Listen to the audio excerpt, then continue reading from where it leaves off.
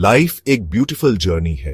ये वंडर से भरी है, एक्सपीरियंसेस से भरी है, लेकिन हर जर्नी का एक एंड होता है, या फिर वो बस चेंज हो जाती है।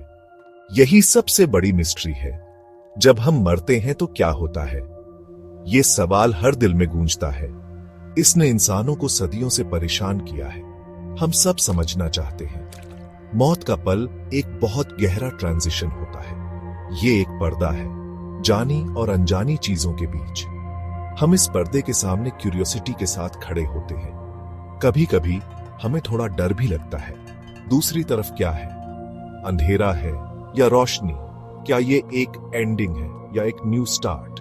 ये ख्याल हमारे दिमाग में दौड़ते रहते हैं। मिस्ट्री बहुत गहरी है। ये हमारे होने के कोर को छूती है। इस महान अनजान ने हमें हमेशा से अट्रैक्ट किया है।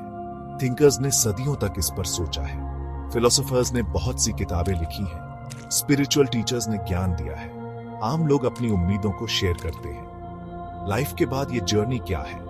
ये एक बहुत ही पर्सनल सवाल है। हर आत्मा अपना सच ढूंढती है।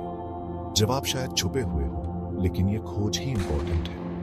हम ऐसे लोग हैं जो मीनिंग ढूंढते हैं। हम यूनिवर्स में पैटर्न्स ढूंढते हैं। हम अपनी जगह समझना चाहते हैं। फिजिकल लाइफ का एंड इसका एक बड़ा हिस्सा है। ये हमसे बड़े सवाल पूछवाता है। हमारे होने का पर्पस क्या है? क्या कॉन्शियसनेस बॉडी के बाद भी रहती है? जवाबों की ये क्वेस्ट सच में ह्यूमन है। ये हमें अननोन को एक्सप्लोर करने के लिए मोटिवेट करती है। जब ये चैप्टर बंद होगा तो हमारा क्या इंतजार कर रहा होगा? बहुत सारे कल्चर्स आफ्टर लाइफ के बारे में कहानियां सुनाते हैं। ये कहानियां पीढ़ी दर पीढ़ी चलती आ रही हैं। वो सुकून और उम्मीद देती है। वो बहुत क्लियर पिक्चर्स बनाती हैं कि क्या हो सकता है। कुछ स्वर्ग जैसे रियल्म्स की बात करते हैं, हमेशा की शांति और खुशी की जगह, जहां अपने लोग फिर से मिलते हैं। ये बिलीफ्स हम मौत को कैसे देखते हैं, उसे शेप करते हैं। वो अनजान के लिए एक मैप देते हैं। वो सजेस्ट करते हैं कि लाइफ की एनर्जी ट्रांसफॉर्म हो जाती है। दूसरी ट्रेडिशंस पुनर्जन्म की बात करते हैं। रीइंकार्नेशन का आइडिया बहुत पुराना है। ये सजेस्ट करता है कि आत्मा वापस आती है। वो बहुत सारी जिंदगियां जीती है, हर बार सीखती और ग्रो करती है। ये साइकिल चलता रहता है जब तक आत्मा को एनलाइटनमेंट ना मिल जाए। ये बिलीफ बहुत से ईस्टर्न रिलीजन्स में पाया जाता है। ये कंटिन्यूटी का एक अलग व्यू देता है। लाइफ और डेथ को एक बहती हुई नदी की तरह देखा जाता है। गैप 2S एंशिएंट सिविलाइजेशंस के स्ट्रॉन्ग बिलीफ्स थे। एंशिएंट इजिप्शियंस के बारे में सोचो। उनके मौत के लिए कॉम्प्लेक्स रिचुअल्स थे। वो मानते थे कि आत्मा आगे सफर करती है। उन्होंने पिरामिड्स बनाए गेटवेज के तौर पर। उन्होंने टूम्स को खजानों से भर दिया।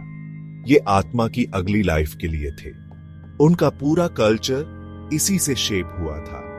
उन्होंने मौत को एक एंड की तरह नहीं देखा, बल्कि हमेशा के लिए एक पैसेज के रूप में। फिलोसोफर्स ने भी इसे एक्सप्लोर किया है। प्लेटो, जो ग्रीक थिंकर थे, उन्होंने आत्मा के बारे में कहा। वो मानते थे कि आत्मा अमर है। उन्होंने आर्ग्यू किया कि वो जन्म से पहले भी एग्जिस्ट करती थी और वो मौत के बाद भी रहेगी। इन आइडियाज ने वेस्टर्न सोच को इन्फ्लुएंस किया है। बहुत सी मॉडर्न स्पिरिचुअल थ्योरीज भी इसे एक्सप्लोर करती है। वो पुराने ज्ञान को नए इंसाइट्स के साथ मिलाती है। वो सजेस्ट करती है कि कॉन्शियसनेस फंडामेंटल है। शायद ये सिर्फ ब्रेन का प्रोडक्ट नहीं है। क्या हो अगर मौत एक फाइनल स्टॉप ना हो?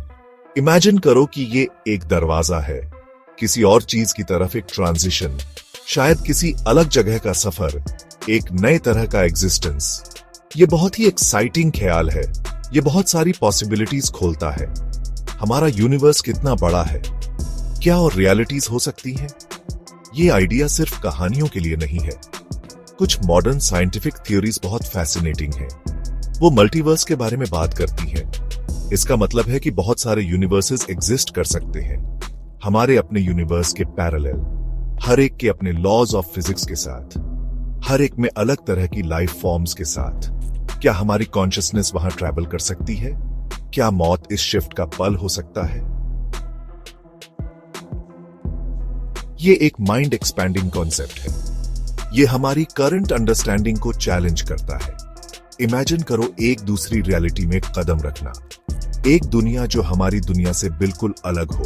वो प्योर एनर्जी का रेलम हो सकता है या एक ऐसी जगह जहां सोच रियलिटी को शेप करती हो। इस कॉन्सेप्ट को फिक्शन में एक्सप्लोर किया गया है, किताबों और मूवीज में। यह हमारी इमेजिनेशन को स्पार्क करता है। क्या हो अगर इन कहानियों में सच का कोई अंश हो?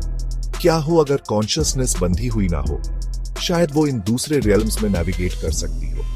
कॉस्मिक ट्रैवल का यह आइडिया बहुत पुराना है। पुराने कल्चर्स में शामन्स जर्नीज की बात करते थे।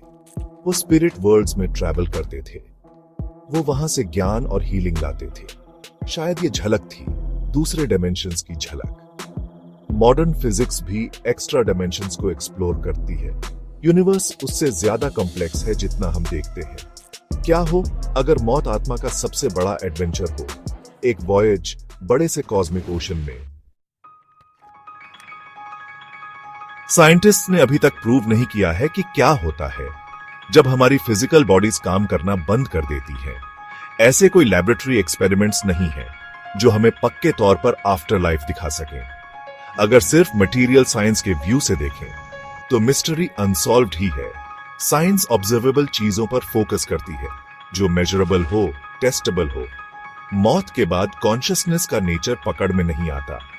ये करंट साइंटिफिक टूल्स की पहुंच से बाहर है। फिर भी हम सबकी एक अंदर की दुनिया होती है। अपने सपनों के बारे में सोचो।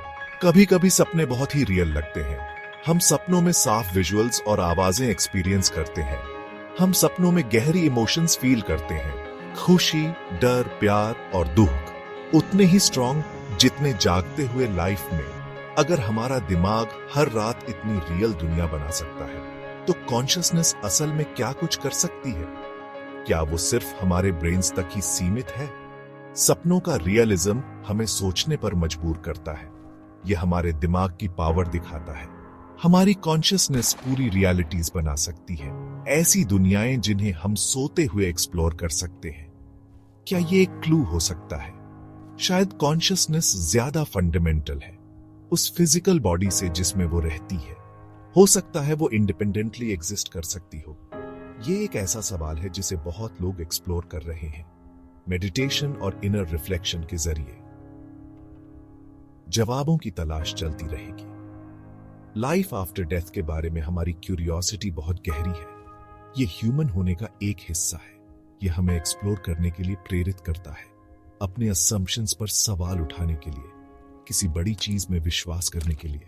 उस पार क्या है, ये मिस्ट्री शायद बनी रहे, लेकिन ह्यूमन स्पिरिट हमेशा ढूंढता रहेगा। वो हमेशा समझने की चाहत रखेगा। डिस्कवरी की ये जर्नी कभी ना खत्म होने वाली है।